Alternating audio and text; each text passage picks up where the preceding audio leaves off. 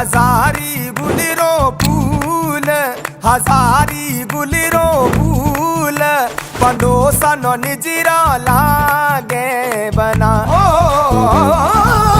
झिरमार मारी से मेरे सायब जी मारा, हजरे बालम जी मारा, झिर मार मारे से मेरे सायब जी मारा, झिर मार मारे।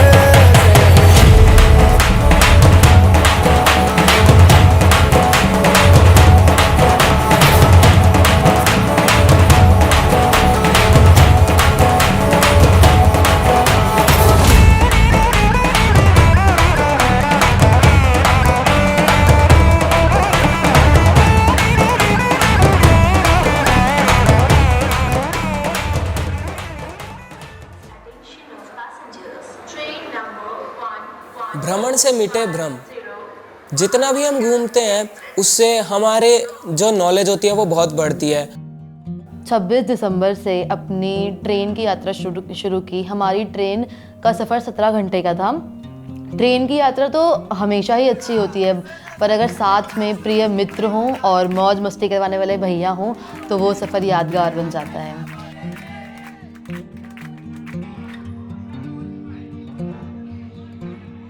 पहली सुबह हम राजस्थान पहुँचे 27 दिसंबर को।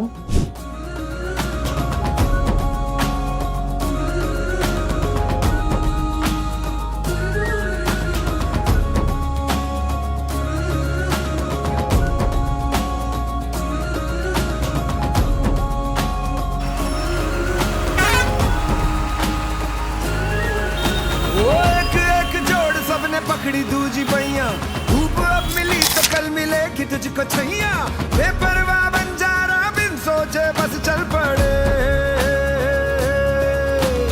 नाचती है जिंदगी हर पल ताता थैया। जब हम एटीसी में राजस्थान में घूम रहे थे तो सबसे पहले हमें तनोट माता मंदिर ले जाया गया। वहाँ पर जाकर के हमें पता चला कि कैसे वो मंदिर की मतलब इतनी डिवोशनल चीज़ है वो, कि आसपास जब वहाँ पर वॉर चल रहा था तो उस मंदिर के आसपास जितने भी बम गिरे एक भी बम नहीं फटा, और आज भी वहाँ पर प्रूफ के तौर में वो सब चीज़ें रखी हुई है।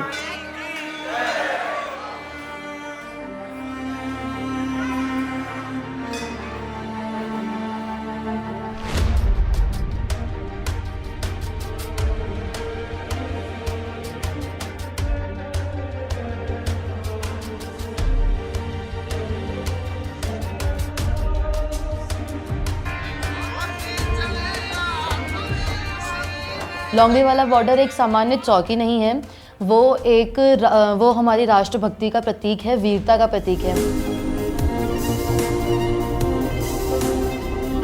हम लॉन्गे वाला बॉर्डर पहुंचने के बाद मुझे काफ़ी गौरवान्वित महसूस हुआ।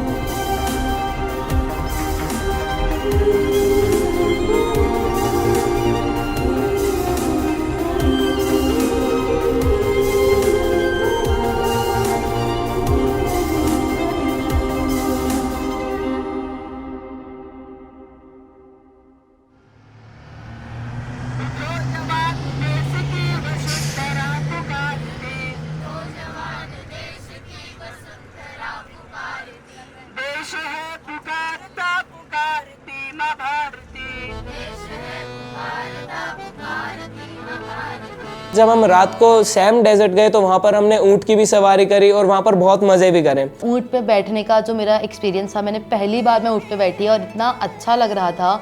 और हमारे ऊँट का नाम था जीनू। हमें पहले तो बहुत डर लग रहा था कि हम कहीं गिर ना जाएं।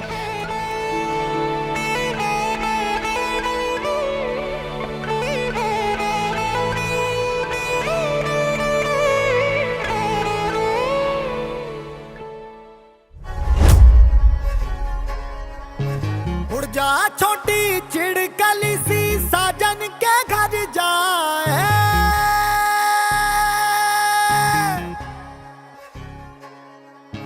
उड़ जा छोटी चिड़कली सी साजन के घर जाए, शामें होंगी रंग रंगीली दुआओं के साए।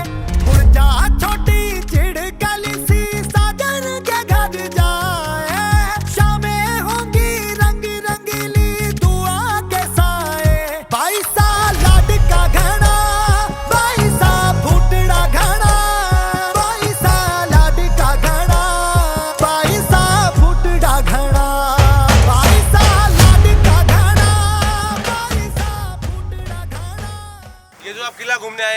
इस किले का निर्माण 1156 12 जुलाई 1156 के अंदर राजा का नाम था महारावल जैसल राजा का नाम था। और पहाड़ी को बोलते थे मेरू, इसलिए जैसल प्लस मेरू इसको बोलते हैं जैसलमेर। ठीक है ना। तो किला जो पूरा देख रहे हैं कोई भी सीमेंट चूना वूना कुछ नहीं है, सब इस पत्थर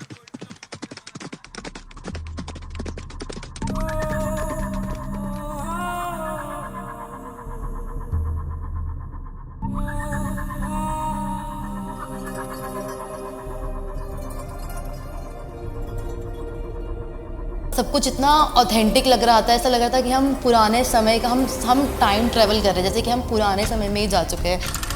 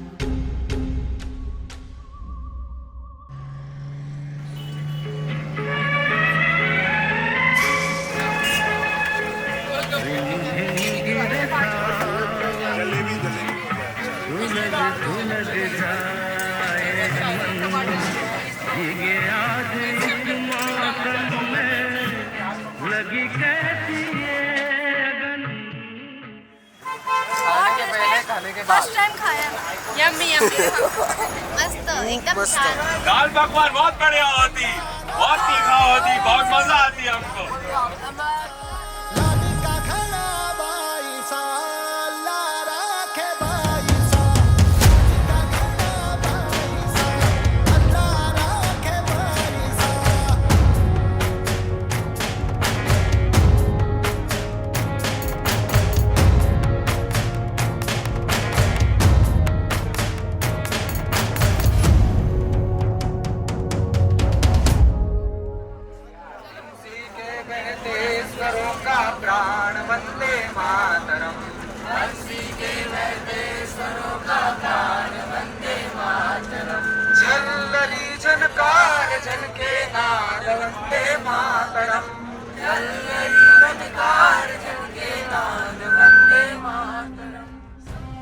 थार का रेगिस्तान और उसमें स्थित पोखरण। इसी तहसील में बसा भादेरिया गांव प्रसिद्ध है एक विशाल लाइब्रेरी के लिए। पंजाब से आए एक संत श्री हरिवंश सिंह, जिन्हें हम सभी भादेरिया महाराज के नाम से भी जानते हैं, ने इस मरुभूमि को भादेरिया माता के आशीर्वाद से हरा भरा एवं अध्यात्म से सराबोर कर दिया। उन्हीं की प्रेरणा से 1998 में यह पुस्तकालय भी बनकर तैयार हुआ। जमीन से लगभग 16 फीट नीचे बने इस पुस्तकालय में लगभग 9 लाख किताबें रखी हैं। किताबें यहाँ से आप नहीं लेके जा सकते, सभी विषयों की किताबें आपको यहाँ मिल जाएंगी। ज़्यादातर किताबें हिंदी भाषा में हैं, इंग्लिश जो लॉ की किताबें हैं वो इंग्लिश भाषा में, बाकी लगभग भारत की सभी भाषाओं की किताबें यहाँ पर मिल जाएंगी। 14वीं शताब्दी में इस क्षेत्र में आक्रांताओं का अत्याचार चरम पर था। उनसे मुक्ति दिलाने एक दिव्य ज्योति ने जन्म लिया, जिन्हें हम भगवान रामदेव जी के नाम से भी जानते हैं। तंवर वंश में जन्मे रामदेव जी ने पूरा जीवन लोगों के कल्याण के लिए ही कार्य किया। आज भी बड़ी संख्या में भक्तजन उनके दर्शन के लिए रूणीचा आते हैं। इस गांव को अब रामदेवरा के नाम से भी जाना जाता है। राजस्थान की भूमि जहां वीरता, सुंदर किले एवं महल, कला, भक्ति के लिए प्रसिद्ध है, तो वहीं दूसरी ओर जल संकट भी यहाँ की एक सच्चाई है। जोधपुर के निकट बसे नांदिया कला गांव ने इस आपदा को अवसर में बदला। भारत दर्शन पर निकले देश भर के 11 राज्यों से आए युवाओं के लिए यह देखना काफी प्रेरणादायी रहा कि कैसे गांव के लोगों ने सूर्या फाउंडेशन एवं अन्य संस्थाओं के साथ मिलकर जल प्रबंधन से जल संकट को दूर किया।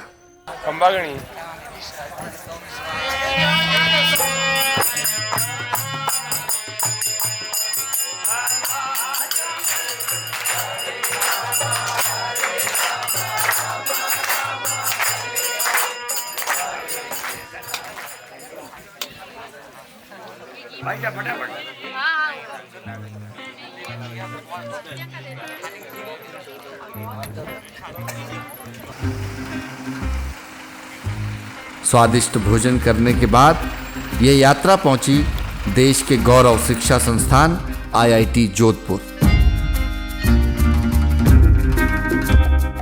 जिसका कैंपस भी काफी आकर्षक है। कैंपस विजिट के दौरान डॉक्टर आनंद ने युवाओं को अनोखे प्रयोग दिखाए। इसके साथ ही युवाओं ने कई प्रकार की लैब्स भी देखी। IIT में जाना अपने आप में एक विशेष अनुभव होता है। IIT कैंपस विजिट के दौरान हमने वहाँ पर कई सारी लैब देखी, प्रोफेसर से मिले और कई सारी नई नई तकनीकों के बारे में भी जाना। जिन भैया बहनों को IIT जैसे बड़े संस्थानों से शिक्षा ग्रहण करनी है, उनके लिए तो एक सपने के सच होने जैसा था।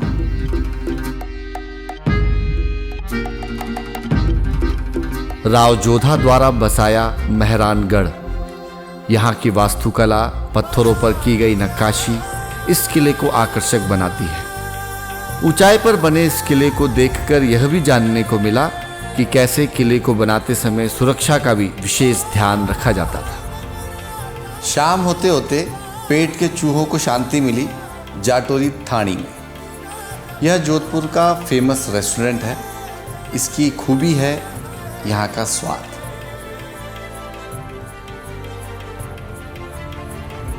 पारंपरिक विधियों से पकाए जाने के कारण यहाँ की हर एक डिश बहुत स्वादिष्ट है। एडवांस ट्रेनिंग कैंप में चयन होना वास्तव में बहुत कठिन है। देश भर में आयोजित होने वाले व्यक्तित्व विकास शिविरों में जिन भैया बहनों का चयन होता है, उन्हीं भैया बहनों को सूर्या साधना स्थली झिंझोली, जो सूर्या फाउंडेशन का ट्रेनिंग कैंपस है, वहाँ पर एक लॉन्ग ट्रेनिंग के लिए आना होता है।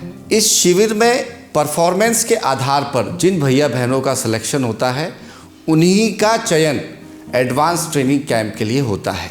PDC हो या एक लॉन्ग ट्रेनिंग की बात की जाए, इसमें उद्देश्य है एक अच्छा व्यक्ति बनने का, साथ ही बहुत सारी चीज़ें सीखने का।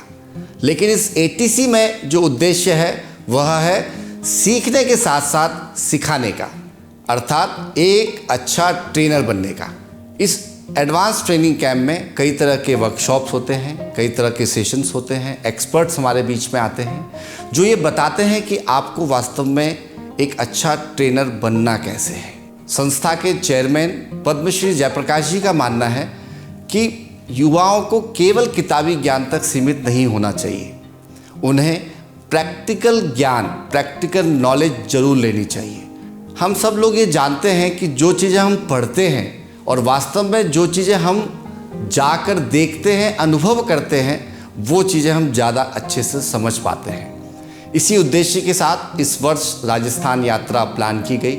जैसलमेर और जोधपुर जैसा हिस्सा भारत का, जो बहुत खूबसूरत तो है ही, अनोखा भी है, क्योंकि यह मरुभूमि है और वीरों की भूमि है।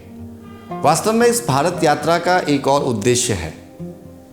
देश भर के कोने कोने से आने वाले युवा साथी जब देश के उस हिस्से को भी जानते हैं जिसके बारे में शायद उन्होंने कभी सुना ही है या केवल पढ़ा ही है, तो वो अपने आप को इस देश के साथ एकात्म भाव कर पाते हैं। वास्तव में संस्था आज के बच्चे कल का भारत, इस आधार पर युवाओं के लिए कार्य कर रही है, क्योंकि आज का युवा यदि सुदृढ़ बनेगा, सक्षम बनेगा, तभी आने वाले समय में वह इस देश को बना पाएगा एक सशक्त और आत्मनिर्भर भारत।